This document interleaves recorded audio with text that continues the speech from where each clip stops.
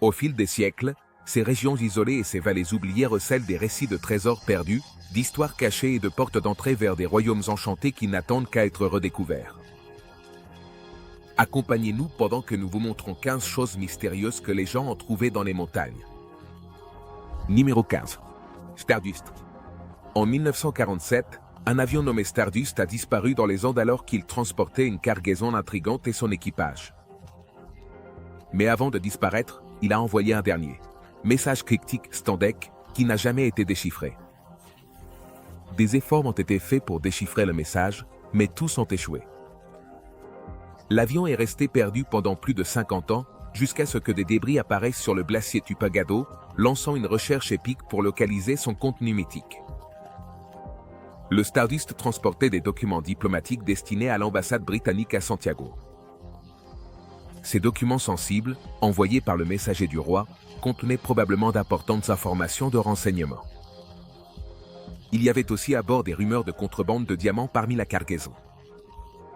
La récupération de ces objets de valeur a poussé à des expéditions dangereuses sur les pentes traîtresses du Tupagato. En 1998, des grimpeurs ont trouvé un moteur Rolls-Royce appartenant à l'avion Stardust accidenté. En 2002, des tests ADN ont confirmé la présence de restes humains dans l'avion, mais sa cargaison tant convoitée est restée cachée dans la glace mouvante. Les légendes entourant son contenu secret, comme des valises diplomatiques, de l'or, des pierres précieuses ou de l'argent liquide, ont fait naître l'espoir de déterrer le trésor enfoui. Cependant, malgré de nombreuses tentatives mettant en jeu la vie et l'intégrité physique, les restes du Stardust restent perdus à ce jour. Le gigantesque glacier cache des ravins abrupts et des crevasses dissimulées qui ont compliqué les efforts de recherche pendant des décennies. Numéro 14. L'enlèvement extraterrestre dans les montagnes. Les montagnes blanches du New Hampshire abritent des paysages époustouflants pour les randonneurs et les amateurs de plein air. Mais en septembre 1961, un couple de passage a rencontré quelque chose de bien plus étrange que la beauté de la nature. Cette nuit fatidique, Betty et Barney Hall conduisaient vers le sud pour des vacances après avoir visité les chutes du Niagara. Alors qu'ils conduisaient à travers les montagnes reculées, des lumières mystérieuses dans le ciel nocturne ont commencé à suivre leur véhicule, ce qui les a poussés à s'arrêter pour enquêter avec des jumelles. À leur grande surprise et terreur, le couple s'est rendu compte que les lumières provenaient d'un ovni en forme de soucoupe volante qui planait directement au-dessus d'eux. Barney est retourné en hâte à la voiture et a essayé de s'éloigner pendant que le vaisseau silencieux commençait à descendre rapidement vers eux. Mais alors, Betty et Barney sont tombés mystérieusement inconscients. Les étranges événements de cette nuit de 1961 ont marqué le début de leur voyage pour découvrir la vérité sur ce qui s'est passé pendant leur évanouissement.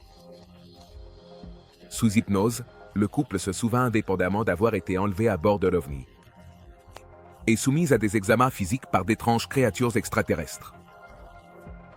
Tous deux ont décrit les extraterrestres comme des humanoïdes grisâtres, avec des têtes surdimensionnées et des yeux globuleux d'un noir profond. Les êtres communiquaient par télépathie pour informer le couple qu'ils n'avaient pas l'intention de leur faire du mal. Cependant, les examens continuaient d'impliquer des procédures inconfortables qui leur exploraient la peau, les cheveux et les dents jusqu'à aujourd'hui. C'est toujours l'un des cas d'enlèvement par des ovnis, les plus fascinants et mystérieux jamais enregistrés. Numéro 13. Des zones dans la montagne.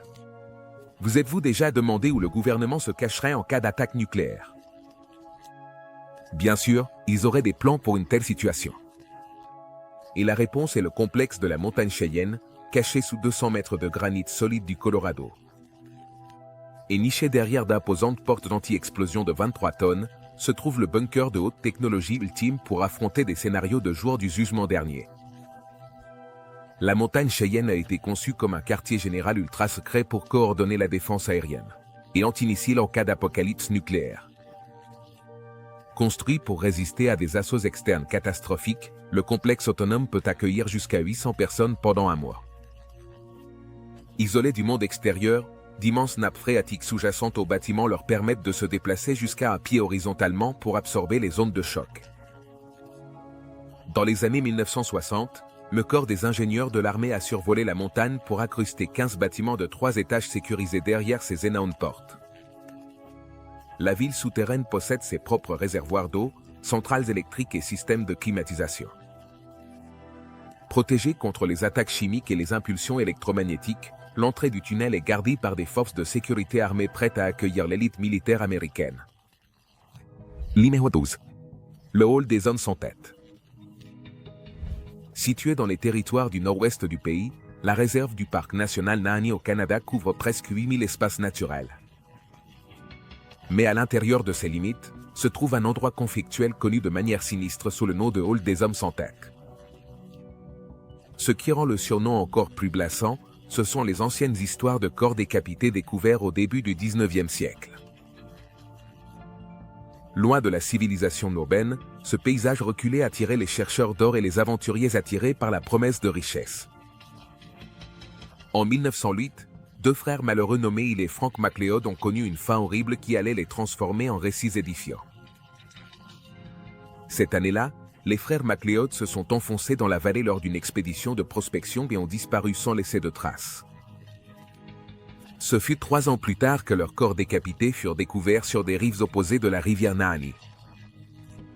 On a rapidement découvert un 3e corps décapité dans les environs, ce qui a donné du crédit aux forces sinistres qui ravageaient la vallée. Les spéculations sur la façon dont les hommes ont perdu la vie de manière si macabre si loin dans le désert ont explosé. Certains colons pionniers ont parlé d'une tribu indigène connue sous le nom des Nahas, qu'on disait peupler la région depuis longtemps.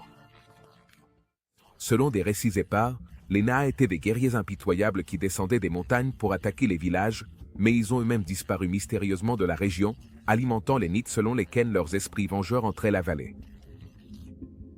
D'autres théories suggèrent que les corps décapités pourraient être l'œuvre de gigantesques ours bruns mangeurs d'hommes qui errent dans l'intérieur de Nahanni. Numéro 11. Le lac des squelettes. De tous les trésors naturels de l'Inde, peu peuvent se comparer au lac Rupcan, isolé et serein, niché au sommet de l'Himalaya de l'Uttarakhand. Connu localement sous le nom de Skeleton Lake, il cache un secret effrayant sous ses eaux turquoises calmes. Le lac de montagne gelée se trouve à 5000 mètres d'altitude, entouré de sommets enneigés de tous côtés. Mais éparpillés autour de son périmètre, gisent des centaines de squelettes humains, un cimetière effrayant qui s'étend sur des siècles. L'endroit macabre a été découvert involontairement par un garde forestier britannique en 1942. Ce qui rend la découverte encore plus troublante est l'excellente conservation des restes. La chair, la peau et les cheveux étaient encore accrochés à certains des corps. Les analyses médico-légales indiquent que les squelettes datent d'il y a longtemps. En gros, de 850 à Bog jusqu'aux années 1940, ce qui signifie que des gens ont trouvé la mort en entrant dans ce laps jusqu'à il y a 1100 ans. Qu'est-ce qui a bien pu attirer des centaines d'humains vers une tombe glacée dans cette région reculée de l'Himalaya? Les terrains difficiles qui entourent Rupkund nécessitent au moins 5 jours de marche depuis le village le plus proche. Mais les indices révélateurs se trouvent dans les squelettes eux-mêmes, que les anthropologues proposent d'attribuer à un mélange diversifié de personnes, allant des locaux aux pèlerins et aux visiteurs méditerranéens. Quels sombres événements auraient pu se dérouler sur ces pentes montagneuses isolées? Peut-être que le monde ne découvrira jamais complètement les circonstances qui ont créé le lac des squelettes. Numéro 10. L'Arche de Noé. De toutes les légendes de l'histoire, peu sont captivantes. Capturer l'imagination comme l'histoire biblique de l'Arche de Noé. Y a-t-il une découverte archéologique qui corrobore le récit d'un énorme bateau qui a sauvé des humains et des animaux d'un grand déluge?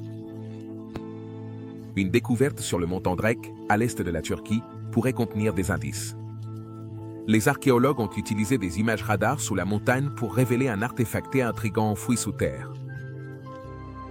Les scans montrent définitivement une énorme structure régulière de plus de 150 mètres de long, qui repose à grande profondeur sous la surface de Tandrek. Ces proportions correspondent exactement aux dimensions décrites pour l'Arche de Noé dans la Genèse. Encore plus convaincant, on pense que le mont Tandrek est le lieu de repos final de l'Arche royale après le déluge. Cela suggère que la découverte pourrait être une preuve tangible du lointain passé de l'humanité, confirmant certaines parties du récit biblique. Bien que l'exploration du mont Tandrek soit strictement limitée, l'emplacement est cohérent avec le livre de la Genèse, qui indique que l'arche s'est immobilisée dans les montagnes de Turquie. Les échantillons des environs indiquent également que les sédiments ont autrefois inondé la région. D'autres proches géologiques donnent du crédit à l'hypothèse d'un déluge ancien et colossal qui aurait touché la montagne. Cependant, des fouilles contrôlées sont nécessaires pour prouver définitivement les origines de cette gigantesque structure enfouie. Obtenir le permis légal s'est avéré être tout un défi jusqu'à présent, mais si l'archéologie peut confirmer son design fait par l'homme, cela pourrait propulser l'histoire de l'Arche de Noé dans le domaine des faits historiques. Numéro 9. Je me dirige vers un autre royaume. Dans les profondeurs des canyons escarpés de la chaîne de montagnes Snake du Nevada, se trouve la grotte Goshute. Ce système de cavernes éloignées, creusées dans la pierre calcaire, présente des déformations surprenantes, mais ce n'est pas une promenade de santé pour l'explorer. Les passages traîtres exigent de l'habileté, des nerfs solides et une préparation minutieuse pour naviguer dans l'obscurité et les recoins étroits. Mais au-delà des défis physiques, une légende intrigante entoure la grotte qui enflamme l'imagination avec des pensées d'aventure dans un passage vers un autre royaume. Selon la tradition locale, la grotte de Goshute était autrefois habitée par un groupe mystérieux qui capturait et piégeait tout intrus dans ses profondeurs. Une histoire effrayante raconte l'histoire de deux jeunes filles attirées dans la caverne, qui n'en sont pas ressorties pendant des années, jusqu'à ce qu'elles réapparaissent mystérieusement avec des déclarations remarquables. Elles décrivaient avoir passé les années perdues dans un royaume orné de champs luxuriants, de nourriture abondante et d'une flore et faune vibrante. Leur récit suggérait que la grotte de Goshute contenait un portail vers un monde parallèle ou une distorsion du temps menant à une autre époque. Peut-être que les rapports les plus inquiétants mettent en garde contre ceux qui sont entrés dans la grotte de Goshute pour affronter les sombres habitants, en quête de vengeance pour des proches enlevés. Mais ces groupes de recherche n'ont jamais fait retour non plus. Ils ont simplement disparu sans laisser de traces, ce qui suggère que des forces surnaturelles gardaient la grotte contre les intrus. Jusqu'à aujourd'hui, les tribus locales restent éloignées de la grotte de Goshute, évitant complètement ses profondeurs déroutantes, peuplées d'événements inhabituels. Numéro 8. Le trou de Culver. La péninsule de Gower abrite de nombreux endroits merveilleux. Mais aucun n'est aussi mystérieux et rempli d'histoire que Culver Hall. Cachée dans une falaise à 30 mètres de hauteur sur la côte, se trouve cette caverne particulière dissimulée derrière des murs médiévaux. À première vue, les fenêtres et les portes cintrées creusées dans la paroi rocheuse de grès semblent être des reliques d'une époque ancienne. Mais aventurez-vous à l'intérieur et vous découvrirez un décor inattendu, tissé de légendes de piraterie, de contrebande et d'intrigue. L'emplacement idyllique en bord de mer de Culver Hall s'est parfaitement prêté à des dessins secrets à travers les âges. À l'origine, il a probablement servi de colombier avec des centaines de nichoirs pour les pigeons, une précieuse source de nourriture à l'époque. Cependant, au XVIIIe siècle, des hors-la-loi et des vauriens avaient profité de son potentiel en tant que centre secret pour leurs activités illégales. Certains historiens ont proposé qu'un réseau de tunnels reliait autrefois Culver Hall à la Salt House voisine. Propriété du tristement célèbre John Lucas, cet influx contrebandier local utilisait la grotte pour stocker des marchandises de contrebande à l'abri des yeux de la loi. Son équipage de pirates transportait les marchandises pillées à travers un passage clandestin jusqu'à la grotte depuis leur base à Salt House. Certains rapports parlent même d'un tunnel qui menait directement à l'église du village pour le transfert discret de marchandises illégales. Quand les marées le permettent, on peut apercevoir les murs médiévaux en pierre d'où opérait autrefois le contrebandier John Lucas et sa bande de pirates. Numéro 7. Anciennes habitations humaines. Les altitudes abruptes de l'Éthiopie rendent la simple montée d'un escalier épuisante pour de nombreux étrangers. Maintenant, imaginez nos premiers ancêtres, non seulement marchant, mais vivant pendant 16 000 ans d'affilée à ces altitudes d'un autre monde. Cet exploit de résistance et d'adaptation est exactement ce que les humains ont accompli dans les montagnes Val. Selon de nouvelles découvertes archéologiques étonnantes, le parc national isolé des montagnes de Val se situe à une altitude moyenne d'environ 3000 mètres. Dans le sud-est de l'Éthiopie, certaines régions atteignent 4200 mètres, ce qui en fait certains des plus hauts sommets d'Afrique. Les températures descendent en dessous de zéro la plupart des nuits, mais les chercheurs ont trouvé des preuves d'habitation humaine continue. Depuis 47 000 à 31 000 ans, juste dans le parc Chili-Morland. Cette découverte bouleverse l'idée reçue selon laquelle les gens ne prospéraient qu'à des altitudes plus basses, proches du niveau de la mer. Au Paléolithique, en fait, ces montagnes éthiopiennes représentaient le plus haut endroit connu d'occupation continue des humains préhistoriques, ce qui les a poussés non seulement à les visiter brièvement, mais aussi à établir des foyers permanents à de telles altitudes. Certains experts suggèrent que c'était pour chasser des animaux uniques des hautes terres, comme les loups éthiopiens qui erraient dans les montagnes. Numéro 6. Fossiles microscopiques. L'Antarctique évoque l'image d'une toundra gelée sans fin, fouettée par des blizzards où peu de choses peuvent survivre, mais de minuscules fossiles récemment découverts dans les montagnes transantarctiques révèlent que le continent abritait autrefois des environnements nettement plus chauds. La surprise réside dans l'endroit où les chercheurs ont découvert ces vestiges d'époques tempérées passées, non pas dans les océans, mais au cœur du continent montagneux. Mais leur structure unique les rend identifiables comme des espèces qui ne prospèrent que dans les océans plus chauds, plus proches de l'équateur, enfouis profondément sous les pics glacés de l'Antarctique. Pour résoudre l'énigme, les géologues plongent des millions d'années dans le passé.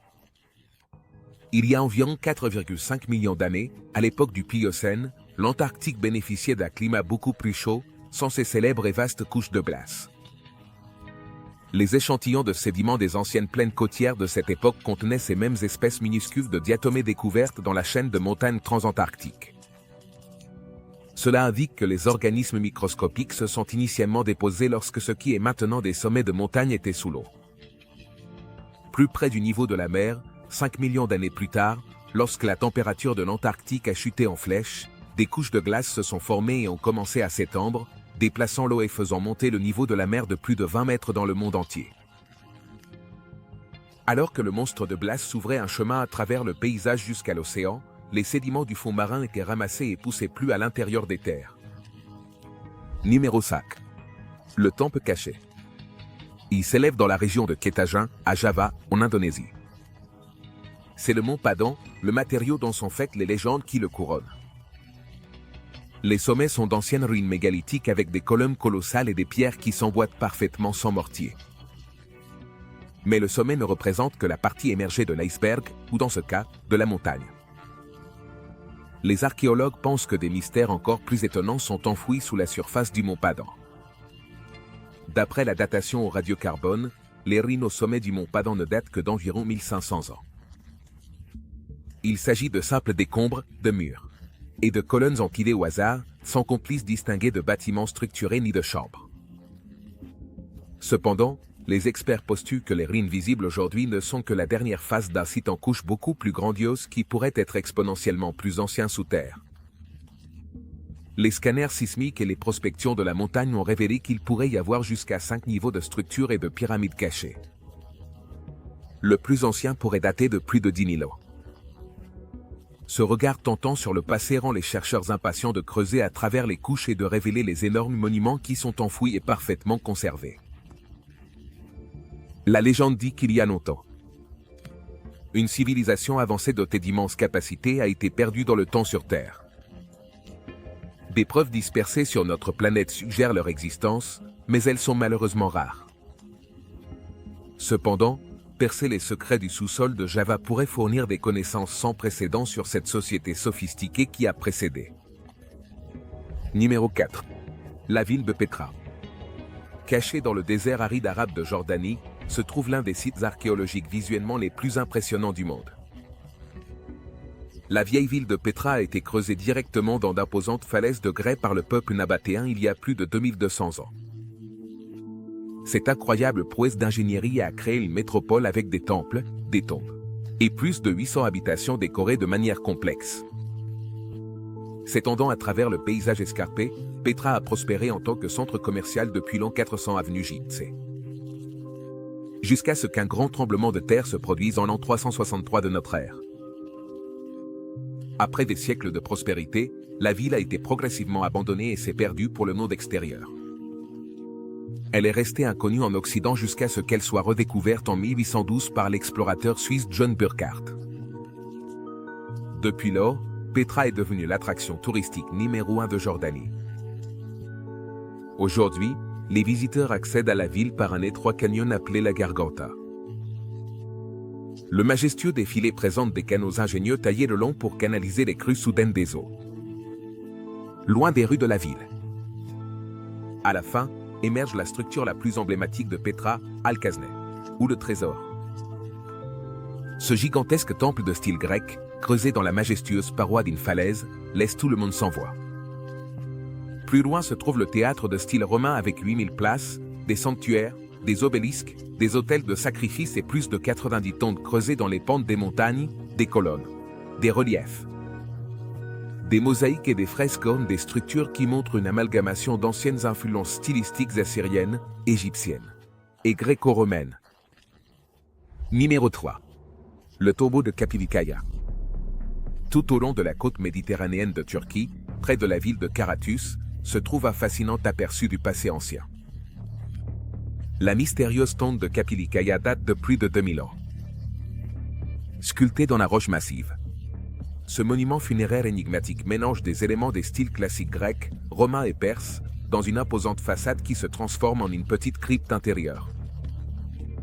Mais qui l'a construite et pourquoi cela reste-t-il incertain? À ce jour, l'élément le plus frappant est la porte de la tombe. Une façade de 20 mètres de large, bornée, sculptée dans la pente de la falaise. Des rangées de statues grandeur nature qui ressemblent à des gardes perses flanquent une énorme porte. Mais après l'impressionnante entrée, les visiteurs ne trouvent qu'une petite chambre suffisamment grande pour un sarcophage.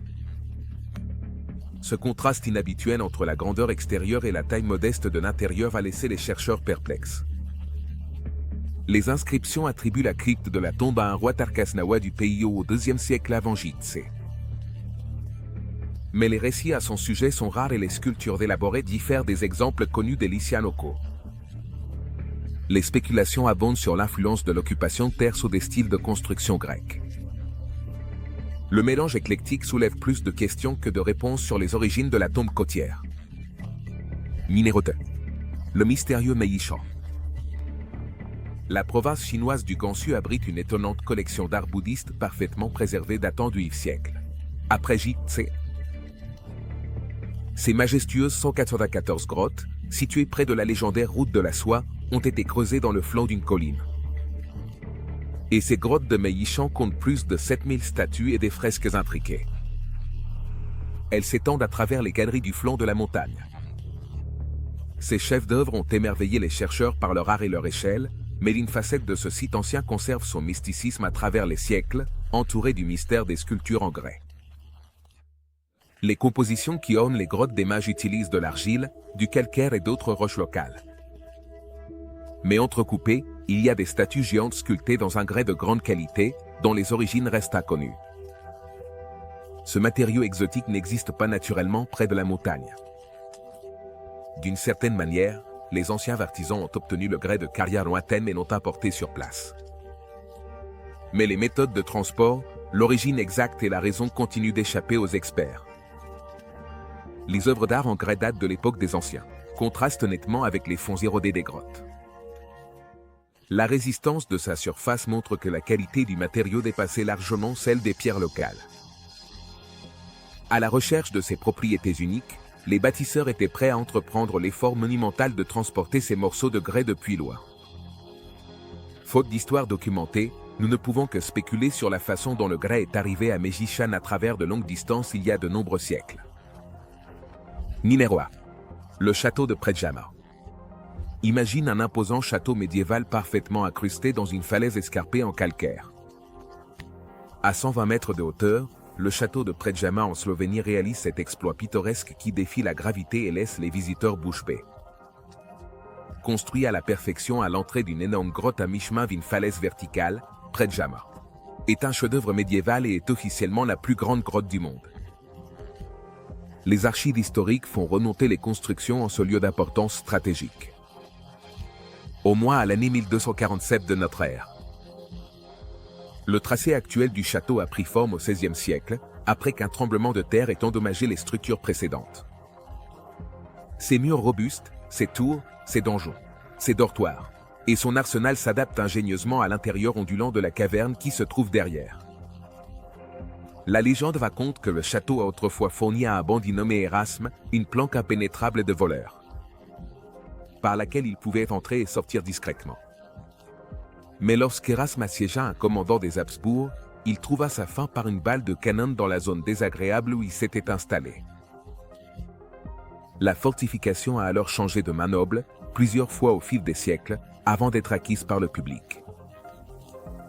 Aujourd'hui, Predjama se dresse comme une relique culturelle épique, offrant des visites passionnantes qui transportent les visiteurs des siècles en arrière. Merci de nous avoir regardés et à la prochaine.